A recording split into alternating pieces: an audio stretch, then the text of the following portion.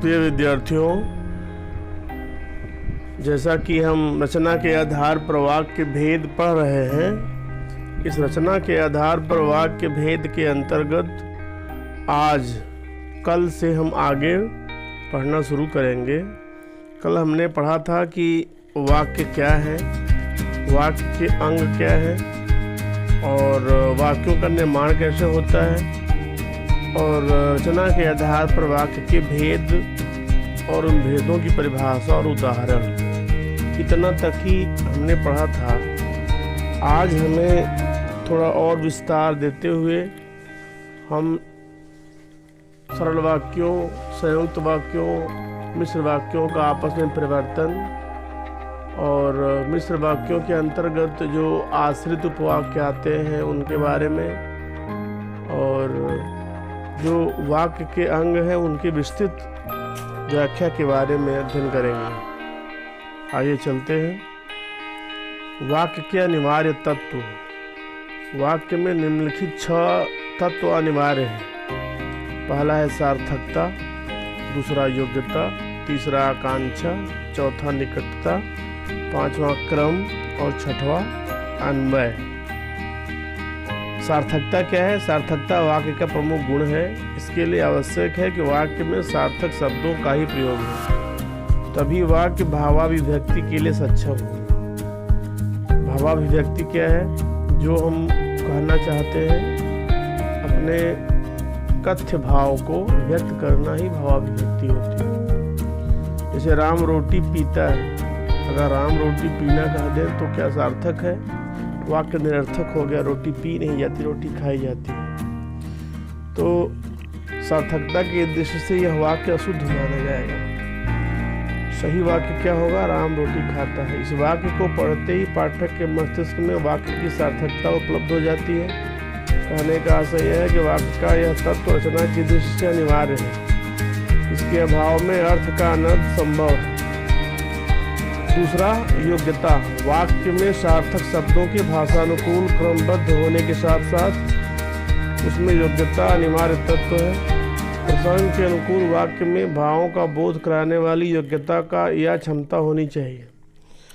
इसके अभाव में वाक्य अशुद्ध हो जाता है। जैसे कहा जाए कि हिरण उड़ता है, यहाँ हिरण और उड़ने की परस्पर योग्यता नहीं है, अतः यह वाक्य शुद्ध है। यहाँ पर उड़ता के स्थान पर चलता या दौड़ता लिखें तो वाक्य शुद्ध हो जाएगा। आकांक्षा। आकांक्षा का अर्थ होता है इच्छा। एक पद को सुनने के बाद दूसरे पद को जानने की इच्छा ही आकांक्षा है। यदि वाक्य में आकांक्षा शेष रह जाती है तो उसे अधूरा वाक्य माना जाता है, क्योंकि उससे अर्थ पूर्ण रूप से व्यक्त नहीं हो पाता। जैसे यदि कहा जाए कि खाता है तो स्पष्ट नहीं हो पा रहा है क्या कहा जा रहा है। किसी के भोजन करने की बात कही जा रही है या बैंक के खाते के बारे में कहा जा रहा है।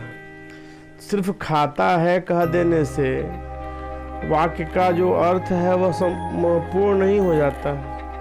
कुछ न कुछ आकांक्षा, इच्छा शेष रह जाती है कि वह क्या खाता है, या बैंक का तो खाता नहीं जो अकाउंट कहा जाता है। चौथा, निकटता है। यह चौथा गुण है वाक्य का।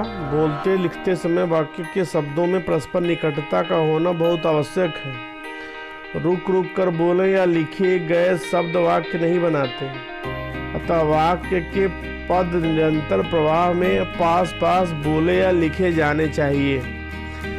जैसे गंगा अब कुछ देर तक रुक करके बोले पश्चिम से डैश डैश डैश डैश पूरब की ओर बहती हैं, तो वह वाक्य निकटता के गुण से अलग हो गया और यह वाक्य के अंतर्गत नहीं आएगा। पद से पद की निकटता जरूरी है। सीधे सीधे अगर पास पास पदों का प्रयोग करते हुए लिखते हैं गंगा पश्चिम से पूरब की ओर बहती हैं तो सही। घेरे के अंदर पदों के बीच की दूरी और समयांतराल असमान होने के कारण वे अपने अर्थ को खो देते हैं, जबकि नीचे उन्हीं पदों को समान दूरी और प्रवाह में रखने के कारण वे पूर्ण अर्थ दे रहे हैं।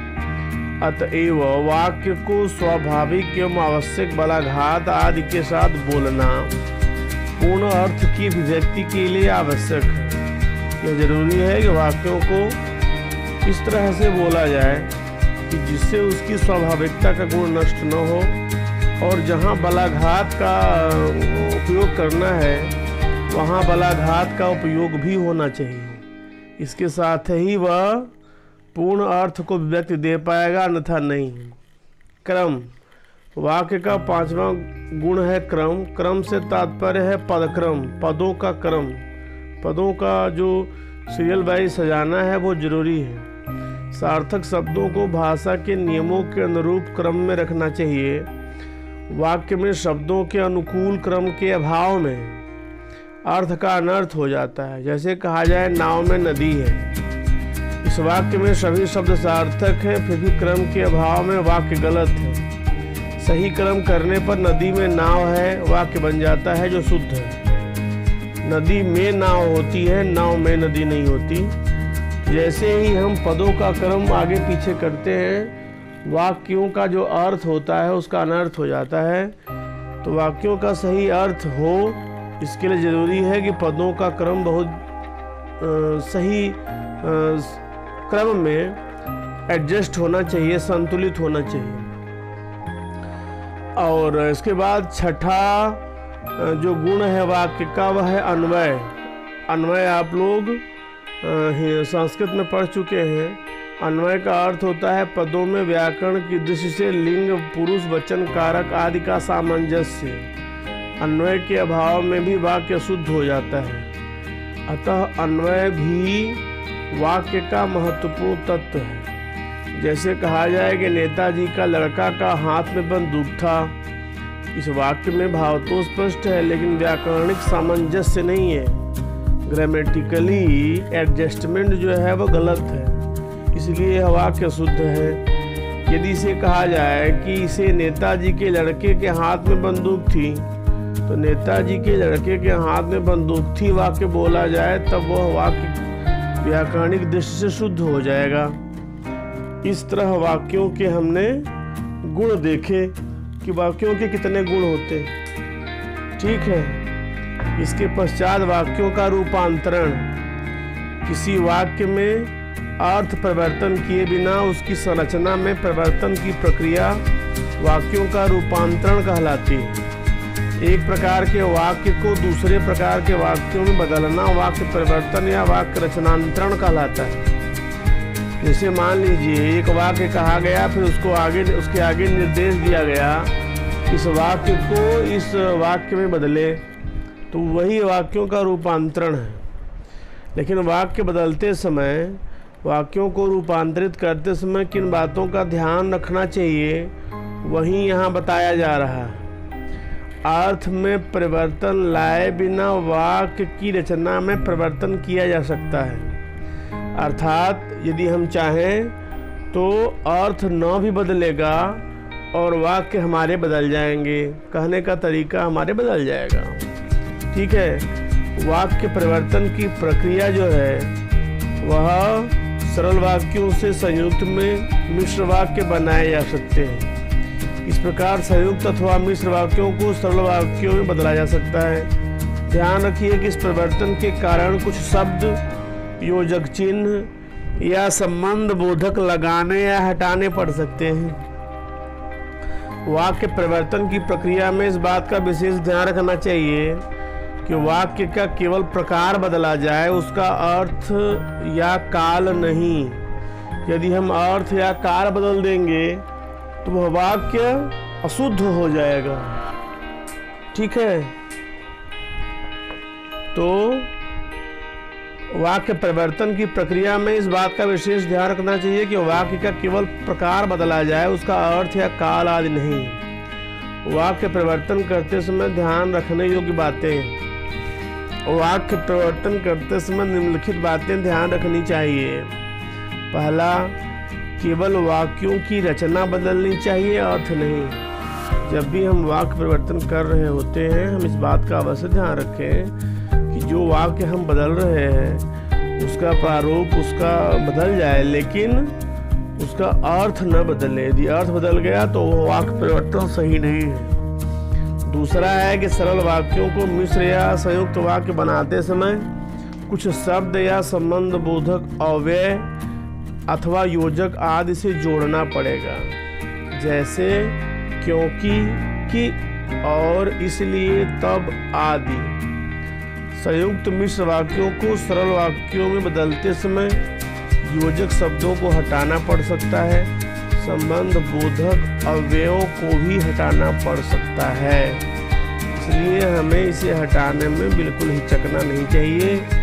बिना योजक और संबंध बोधक अवयवों को हटाए हम सरल वाक्यों में बदल नहीं सकते हैं, सरल वाक्यों में परिवर्तित नहीं कर सकते हैं।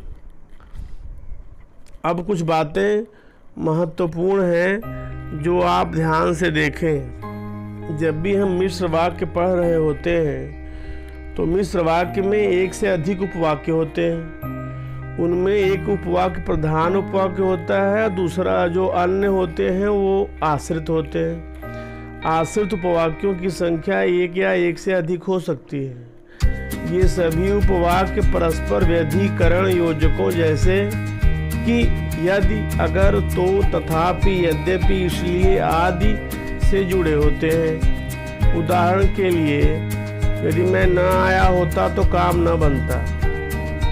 इसमें काम न बनता प्रधान उपवाक्य है। यदि से शुरू हुआ, यदि मैं न आया होता उपवाक्य आश्रित उपवाक्य है। अध्यापक ने बताया कि कल स्कूल में छुट्टी होगी। वह मेरा भाई है जो लड़का कमरे में बैठा है। साइकिल खूब चलाता था जब तब मैं छोटा था। सारी फसल नष्ट हो जाएगी यदि तो इस बार वर्षा न हुई। इस तरह से इनका जब हम योजन करेंगे तब क्या होगा। अध्यापक ने बताया कि कल स्कूल में छुट्टी होगी। जो लड़का कमरे में बैठा है वह मेरा भाई है। जब मैं छोटा था तब साइकिल खूब चलाता था।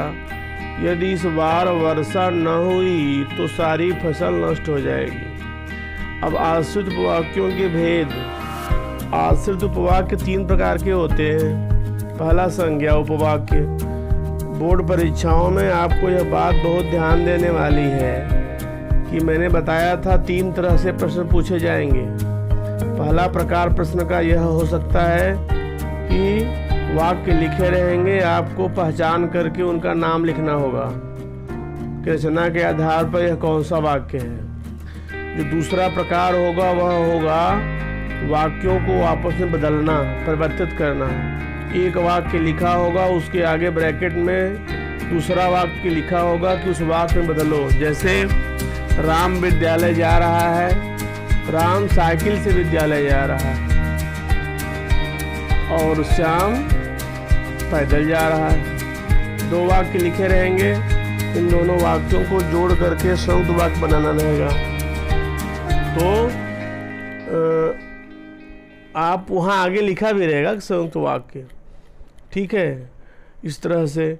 और जैसे वह लड़का मेरा भाई है, इसे आपको बनाना होगा संयुक्त वाक्य या मिश्र वाक्य। तो इस तरह से वाक्य परिवर्तित करने के निर्देश दिए गए रहेंगे और आपको उनके अनुसार वाक्यों को बदलना होगा। तीसरा जो प्रकार होगा वह होगा मिश्र वाक्य दिए रहेंगे। उन मिश्र वाक्यों में कहा जाएगा कि जो रेखांकित वाक्यांश हैं, रेखांकित वाक्यांशों के बारे में लिखें कि प्रधान उपवाक्य है या आश्रित उपवाक्य है।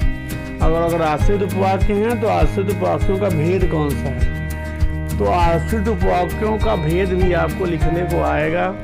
इसलिए आश्रित उपवाक्यों के भेद को आप अच्छी तरह से पढ़ें और शॉर्टकट जो बताया जा रहा है समझने का प्रयास करें। तो आश्रित उपवाक्य 3 प्रकार के होते हैं। पहला संज्ञा उपवाक्य। जो उपवाक्य प्रधान वाक्य की किसी संज्ञा या संज्ञा पदबंध के बदले में प्रयुक्त हुआ हो उसे संज्ञा उपवाक्य कहते हैं। जैसे रहीम बोला कि मैं कर्नाटक जा रहा हूँ। कर्नाटक कौन जा रहा है? रहीम, ठीक है। तो रहीम के बारे में ही कहा जा रहा है कि वह कर्नाटक जा रहा है। इस तरह से मैं कर्नाटक जा रहा हूँ उपवाक्य प्रधान वाक्य रहीम बोला के कर्म के रूप में प्रयुक्त हो रहा है, अतः संज्ञा उपवाक्य है। मैं कर्नाटक जा रहा हूँ की के बाद जो वाक्य आएगा वह संज्ञा उपवाक्य होगा। यह शॉर्टकट है। संज्ञा उपवाक से पहले प्रायः की का प्रयोग होता है। कभी कभी वह लुप्त भी हो जाता है, की नहीं रहता है, कामा लगा रहता है, वहाँ की का ही भाव आता है। उस भाव को समझते हुए हम संज्ञा उपवाक लिखेंगे। ठीक है, जैसे जान पड़ता है कि माता जी कुछ अस्वस्थ हैं, यहाँ तो की लगा हुआ है, की के बाद वाला संज्ञा उपवाक है। इनसे यह ना पूछिए कि यह कौन है, ये कौन है, कि पहले की लगा हुआ है तो संज्ञा उपवाक है। लेकिन तुम नहीं आओगे, कामा मैं जानता था, तुम नहीं आओगे कि मैं जानता था, मैं जानता था कि तुम नहीं आओगे। पहला वाला गलत है, दूसरा सही है। मैं जानता था कि तुम नहीं आओगे, की का भाव छिपा हुआ है, अतः तुम नहीं आओगे यह संज्ञा उपवाक होगा। कोई बात में लगा करके की लिखेगा तो गलत हो जाएगा। तुम नहीं आओगे कि मैं जानता था, क्या सही लग रहा है? नहीं सही लग रहा है। इसलिए मैं जानता था को पहले लगा करके जब हम की लगाएंगे तब इस वाक्य का अर्थ स्पष्ट होगा। यहाँ कभी कभी पहले लिख दिया जाता है उपवाक, आश्रित उपवाक, उससे हम भ्रमित नहीं होंगे। तो तुम नहीं आओगे, कामा मैं जानता था, मैं जानता था प्रधान उपवाक्य है, कि तुम नहीं आओगे यह आश्रित उपवाक्य है, और उस आश्रित उपवाक्य का नाम है संज्ञा उपवाक्य। अब इसके बाद दूसरा उपवाक्य होता है विशेषण उपवाक्य।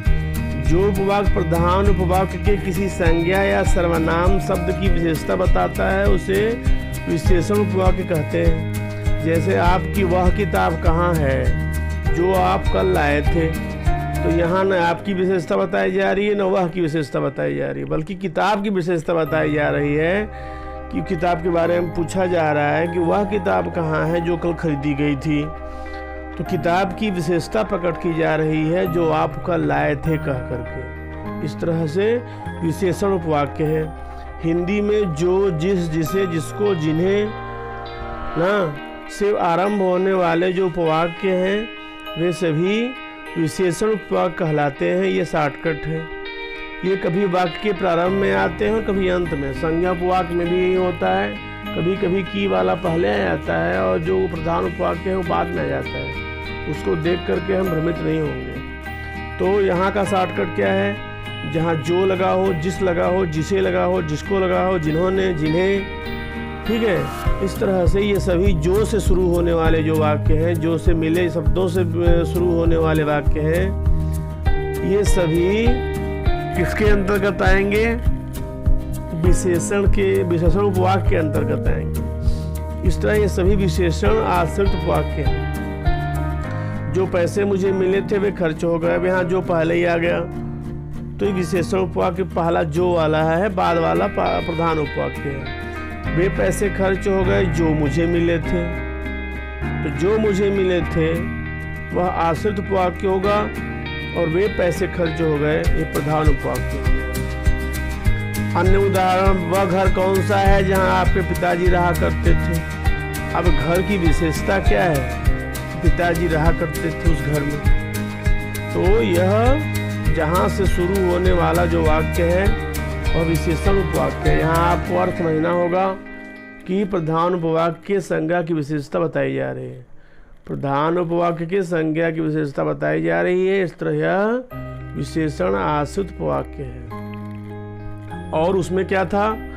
उसमें था कि संज्ञा के बारे में कहा जा, प्रधान उपवाक्य की जो संज्ञा है उसके बारे में आगे कहा जा रहा है योजक के बाद। इस तरह से वो संज्ञा आश्रित उपवाक्य हो गया।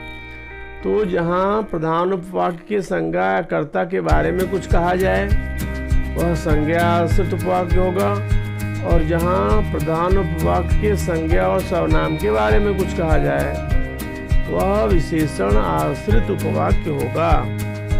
इसके बाद आता है तीसरा क्रिया विशेषण उपवाक्य।